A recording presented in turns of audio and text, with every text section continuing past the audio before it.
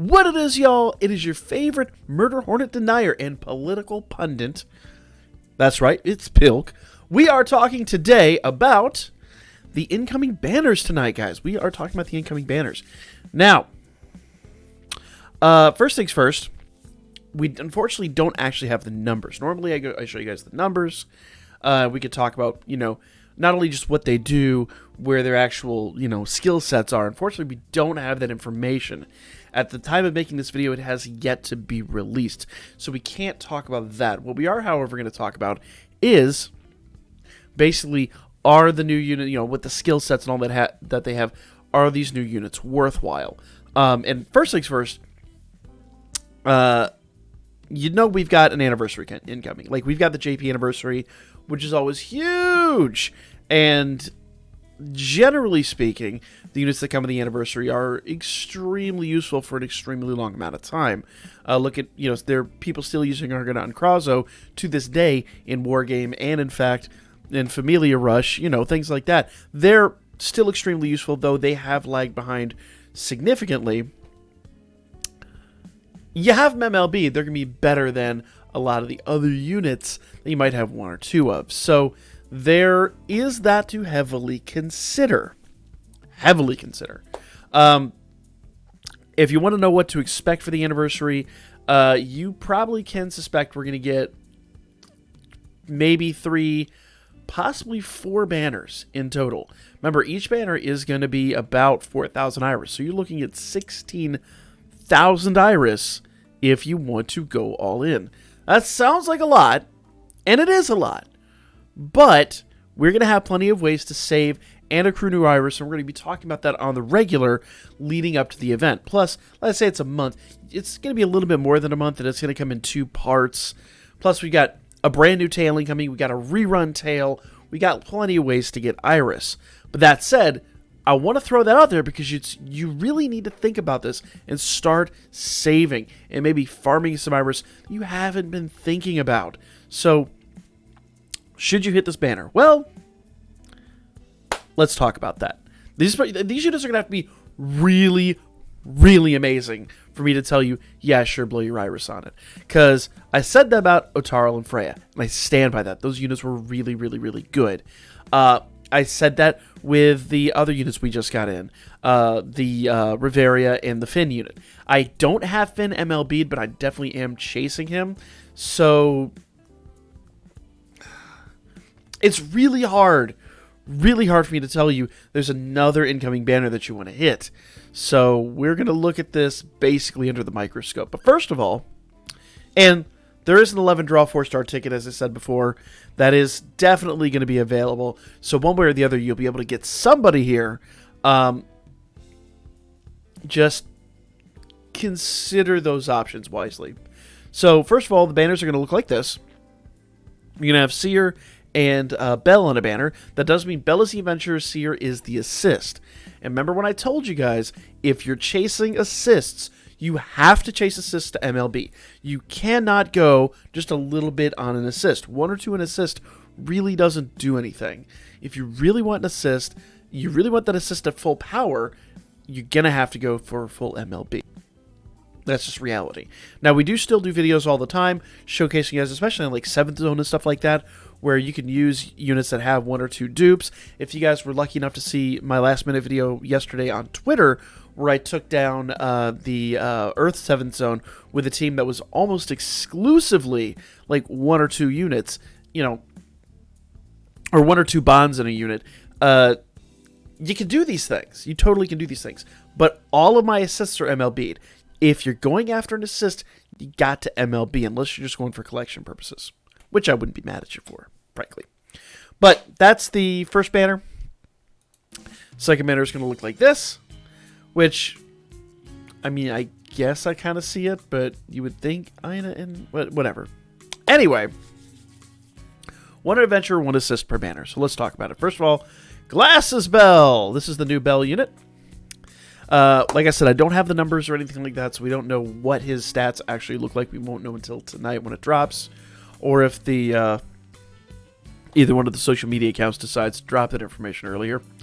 But I might do a later revision of this video if that's the case. But first things first, Bell's skill number 1 is a foes plural mid-light physical attack with high penetration rate, allies, strength, and light damage plus 35% for 4 turns. Now that's all allies light damage. I always criticize these. I'm always pretty critical of those skills because most of the time I like to consider it like if you're going to have a unit that's going to hit hard, you want that unit to basically buff themselves. Now there are exceptions to that. We do have some units that hit very, very hard without that buff and just take this little tiny buff to kind of throw them over the edge into something crazy. That is completely a thing. But I always like, as when I see an all allies skill that gives light damage to everybody, I immediately, like, that goes down a notch for me. Like, that immediately drops down a tier level when I'm considering that unit for, you know, free-to-play Iris purposes. Skill 2, foes. Fast, high, light physical attack with ultra uncounter rate. Removes strength, agility, and dark damage, excluding assist buffs. So all strength, all agility, and all dark damage buffs are gone. Interesting. Now, let me explain to you why I find that interesting. Otarl is still going to be a factor in upcoming war game. But if I'm completely honest, people using Otarl and having him buff those skills are probably doing themselves a disservice. You're not getting above the King 1 wall like that. You absolutely are not. Everybody's brought him to the table. So this guy could take Otarl apart, but once again, I don't think with either unit you're going to be ascending the King 1 wall this time around. Not even close. I thought there was a possibility with Otarl last time. Maybe if you got out of the gate really, really early with him, it's a possibility. Then obviously you're missing a few days of playing because if you even tried. Long story on that one, but I really don't, like, I'm starting to think of ways these units can be used against each other, especially when it's a foes plural. Like, you know, that's a war game build to me. Sounds really great on paper, but then I start to analyze it and go, probably not the game changer that it kind of could have been. Skill 3 is a foe's singular super light physical attack. So a super light single target attack with ultra on guard rate. For every light damage buff on himself, skill damage plus 40%. That's super nice. That actually is super duper nice. So if you use that in conjunction with his buff and with like a big buff like Haruhime gives units, this dude actually could hit really super hard. So consider that becomes a 75% light damage assist. Or we have units that buff light damage now. That becomes a crazy, crazy number with that. So actually he could hit like an unbelievable truck. Basically, if you throw that unit out there and you say, okay, cool, I'm going to use this this light skill to get us through the first couple of turns. Do a double SA with even do an SA with the light assist or the who is it that boosts light? Is it? I think it's the new Haruhime that does it. In fact, but yeah, just throw that out there. Bam, light blows up. This guy starts going crazy. There is something to be said for that, but he is going to require some support to make that happen. And you're talking about late game stuff. That said, this is that rare situation where I think a unit could be very, very respectable if you don't have another really good light unit for Wargame and you've got a really good light team. He could be respectable, but that skill 3 is really a Wrecker Buster skill. It really is. I'm honestly kind of tempted, if I'm frank. If you said no to that, I can't blame you. Let's see what his special arts does. His special arts is a foes plural ultralight physical attack with temporary strength boost, ultra on guard rate for 2 turns, physical resist down 40%. That's nothing to write home about. You're not using his SA. You're absolutely not using his SA. Basically, this dude is like all about either debuffing dark or doing that big skill 3 hit. Does this mean, an interesting point, So those of you guys that tested wind coats, like I tested wind coats on Finn, does that mean next time Finn comes back around, he's going to be a dark type? Could this bell take the wind out of his sails? Very much so. Who knows? Who knows what this means? But there are definitely things to consider. That said, his essay is not what you're looking for. His essay is definitely not there.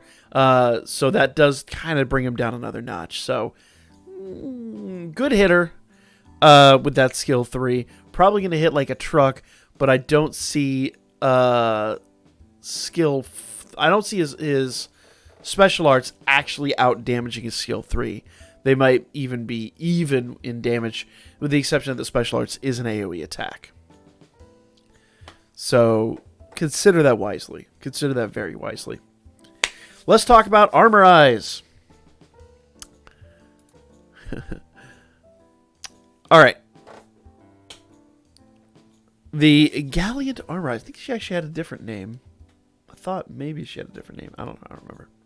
Anyway. Galleon Armor Eyes. Skill 1. It could have been just a bad JP translation too. Skill 1. Foes, plural. Fast, high, light physical attack with ultra on guard rate. For 4 turns. Guard rate and AoE resistance plus 30%. That's super nice. Skill 2 is another foes, plural. Super light physical attack with ultra on counter rate. Removes physical resist and AoE resistance buffs, excluding assist skills. So she kind of removes her own buff if she goes up against herself. It's weird, but that's kind of nice. Once again, a nice wargame build there. Removing physical resistance and AoE resistance buffs will take an opponent party apart at the seams. Skill 3 is a foe singular highlight physical attack with ultra penetration rate. For every strength buff on herself, skill damage plus 35%. Notice once again, she doesn't buff herself. She would have to be used with Belle 100% to get that skill damage. So do bear that in mind. She is not going to work alone.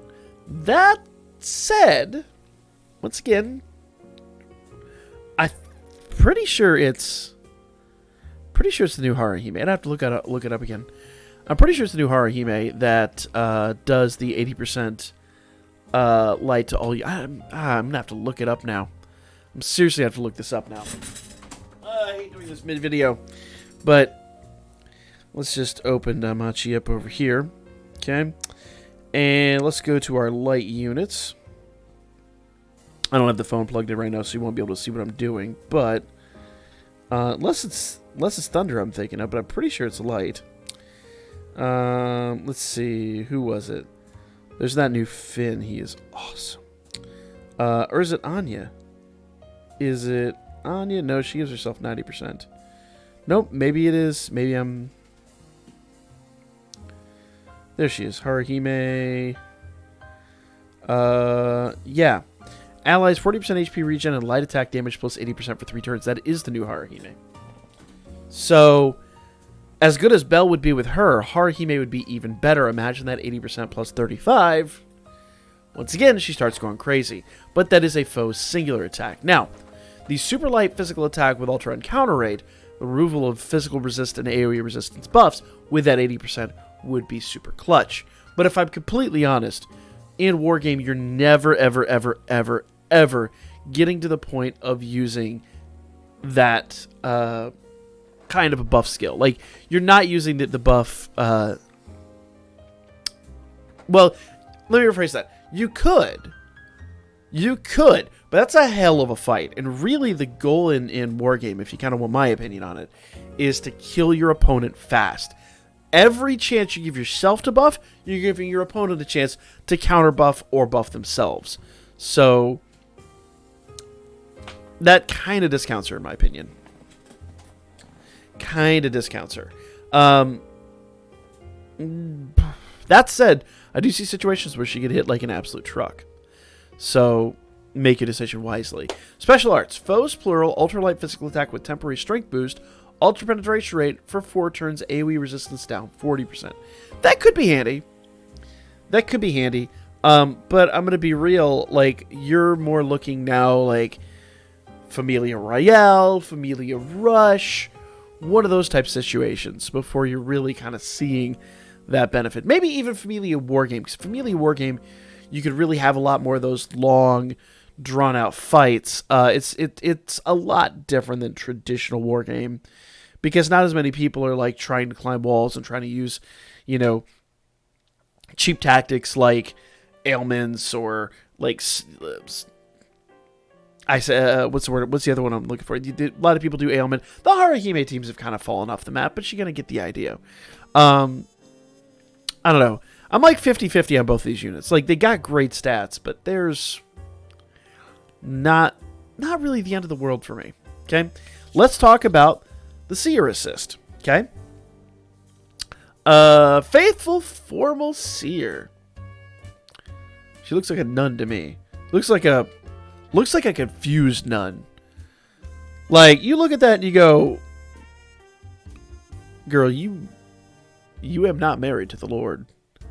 You are absolutely not. You are showing too much ankle.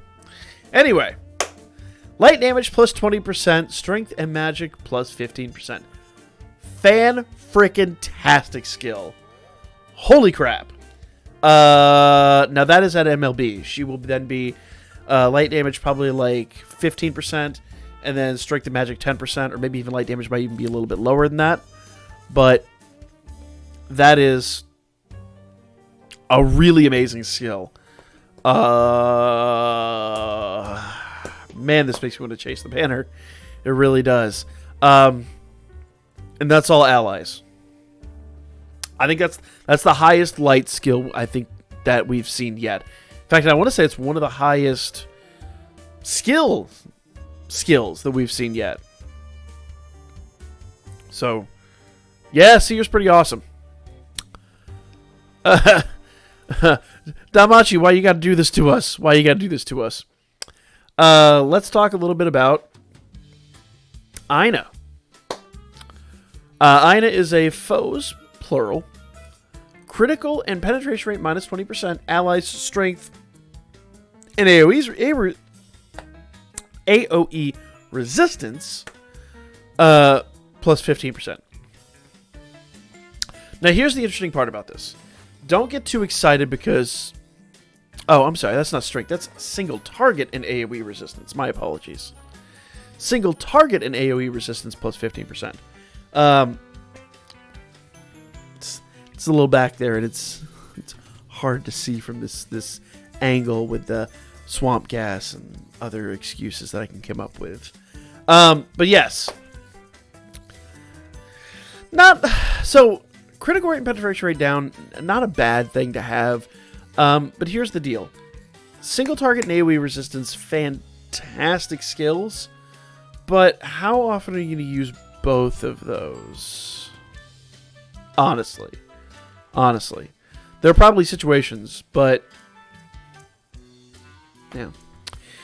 Now, the ultimate question is, are these units going to be time limited? And I'm going to go out and say no. They just do not look like time limited units to me. These look like ordinary everyday units, and they're kind of based on a volume of the light novel that was never animated. So there's a high likelihood that these are probably not time limited, so you don't need to go too crazy. You'll probably eventually pull them out of the general pool. Maybe. We talked about how deep that general pool is, but there's a possibility. That said, I really, really, really like the Seer Assist. The Seer Assist, that light damage 20% with strength and magic 15 for all allies is going to be absolutely clutch for light teams. And I've got a stellar light team I'm working on. So for me, I love that idea. I really, really, really do. So, yeah. Choose your battles wisely. For me... So I had a little case there of quarantine hair. But for me, I don't know. I'm going to have to really think long and hard. Because I've already spent so much free-to-play Iris chasing other units. My goal here is to save as much free-to-play Iris for the anniversary as possible. But this unit might make me break that. It really might make me do that. And she's with that Belle. And I kind of want eyes instead. I don't know, guys. I got to make a decision here, and it's a really tough one. For most of y'all, I'm going to say you probably, if you're free to play, hold off. With the exception of my free to play players that are just working like crazy on their light teams, just doubling down on that, she might be worth. But I'd say if nothing else, wait till you get the 4-star ticket and see what you pull. You might pull something good.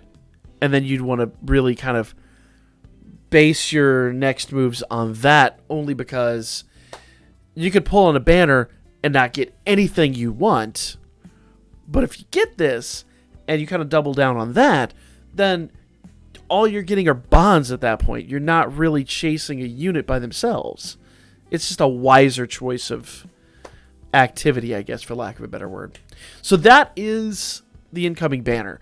We do have another unit banner at the end of the week. I forget which one that is, but either way, I think the unit banners are traps at this point.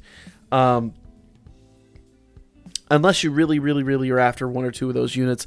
All the unit banners are really good for are...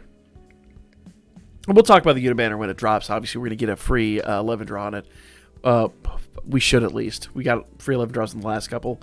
I think this one is... I said Mikoto yesterday. I think someone else said it's eyes. I don't remember exactly. But it's really only for people that are chasing one or two dupes. Beyond that, leave it alone. Okay? That said, if you guys want to see these essays for the two new incoming adventurers, we've got them right here. Now, spoiler alert, there is no combo between them. At least not that I was able to... normally they'd showcase it here if there was. And don't pay as much attention to the numbers. They're probably not upgraded.